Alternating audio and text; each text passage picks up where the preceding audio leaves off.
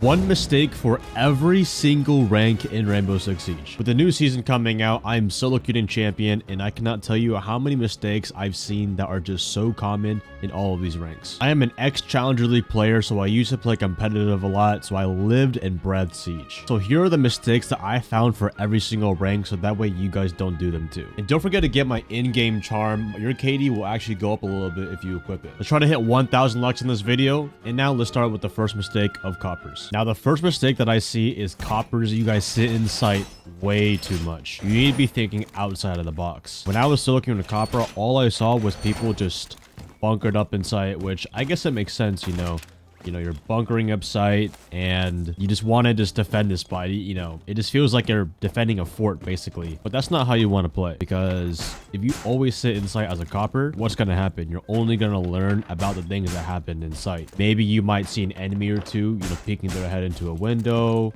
but then they start surrounding you. And that's one of the worst things as a copper, is your gun skill is so new that if I'm just sitting here the entire round for like 2 minutes, I'm not going to learn anything. You're better off taking down some of your barricades or your reinforcements. Make some head holes if you can. Maybe mess around with some rotates. Just always know, as long as you have a reinforcement or a rotate between bomb sites, you're okay.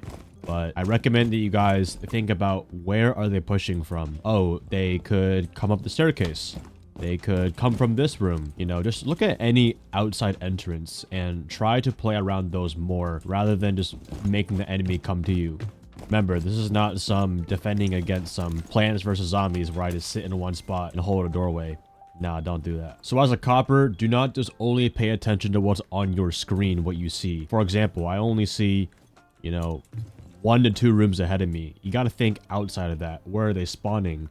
Where do you hear some gunshots coming from? Also, if you're moving around the map more, you're going to learn the map easier. Your map knowledge will improve as you higher up in the rank. Just be careful not to roam too far off site, or else you're going to find yourself being useless. Next, a common mistake I see with bronzes is that you guys are crouch walking too much. If you're just crouching all the time, you're going to be very slow and your gameplay is not going to feel confident at all. Now, as a newer player, you're still absorbing a lot of things, and I understand, like, different sounds, different weapon sounds, all that kind of stuff, right? And gadgets. So you're going to be very safe. You're going to try to be very careful, but this is going to end up working against you. Also, if you're crouching all the time, people in these low ranks have awful aim, and their crosshair level is not head level, but it's going to be crotch level. So they're going to accidentally headshot you about 50% more. So instead, you're better off just playing it like it's Valorant or CS, a game where you're just always standing. Now that you're standing, you're at least regular head level and you're forcing the enemies to go for a headshot. This also makes you a little bit faster and also gives you peeker's advantage if you're walking around. But what do you think is going to win a gunfight more? If I'm just going to sit like this,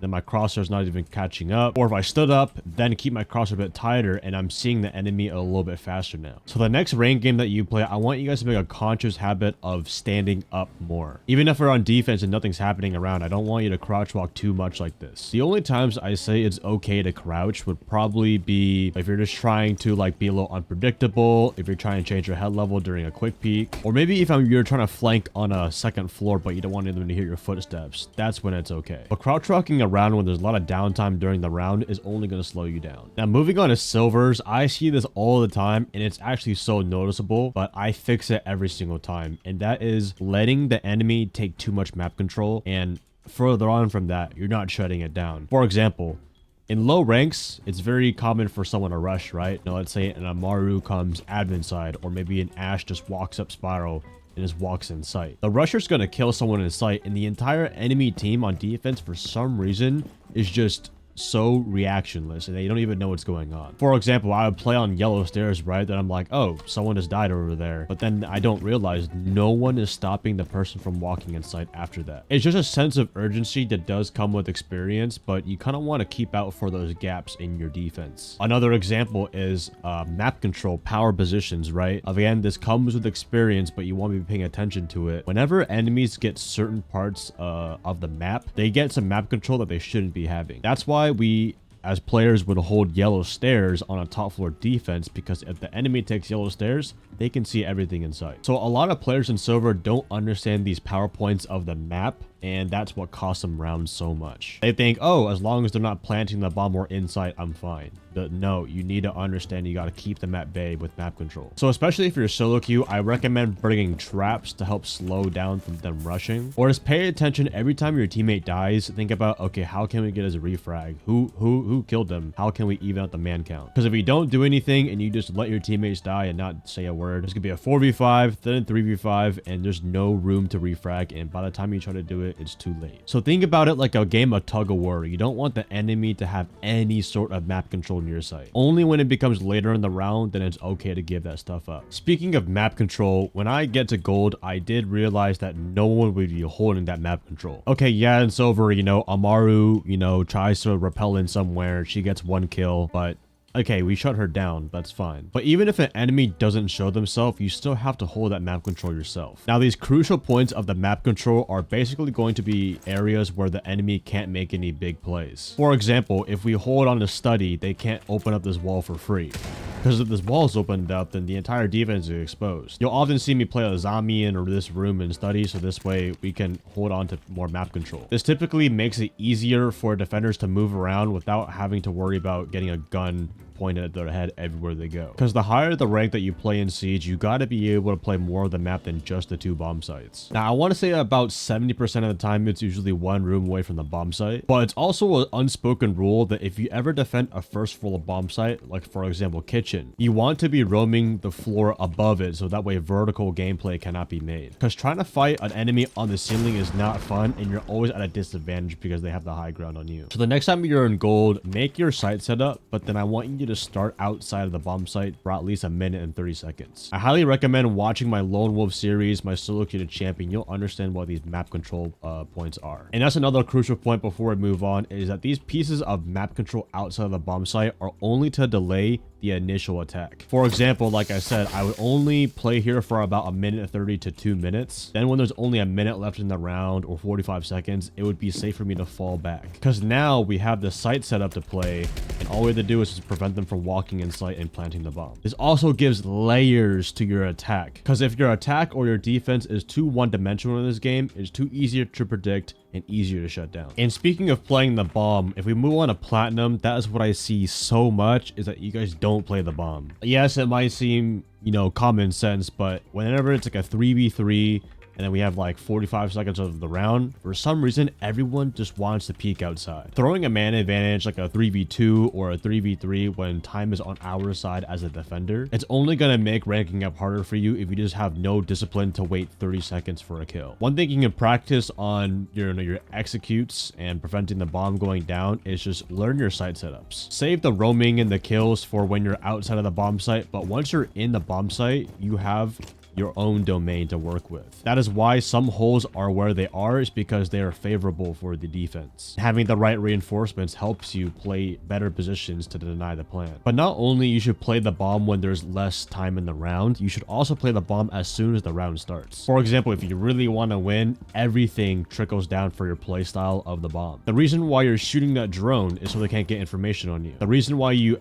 roam early this side of the map is so that way they can delay map control. And the reason why we hold a room away from the bomb site is also to delay map control too, because we want to give them the least amount of time to set up for the bomb site. Technically, this is the entire job of the roamers, which is to take them off the initial push. But once there's about 1 minute left in the round, I want you to always think about, where's my final position going to be? And you want to be in your final position by at least 30 seconds left. For example, if they're all coming aqua side, you know, I'm going to rush over to this reinforcement instead of just sitting on the staircase. Or maybe I'll tell a teammate to play this pink bar and get ready to play off the refrags. But even then, this doesn't mean just to sit in sight and do nothing and, you know, let the time win you the round. No, you want to still be in his power positions and take gunfights and play it passive or aggressive when you need to. You'll be surprised a lot of the times if you just stay alive and play for the plan, you get so many more kills. Because the attack is too busy fucking around, and by the time they try to sprint in and plant, they got no map control to work with. So for a platinum, make it a solid habit to be alive at the end of every round and try not to die too early. Now this carries over to now we're going to Emerald. Emerald, the biggest mistake I see is that there is no consistency. For example, on defense, people are dying off the rip.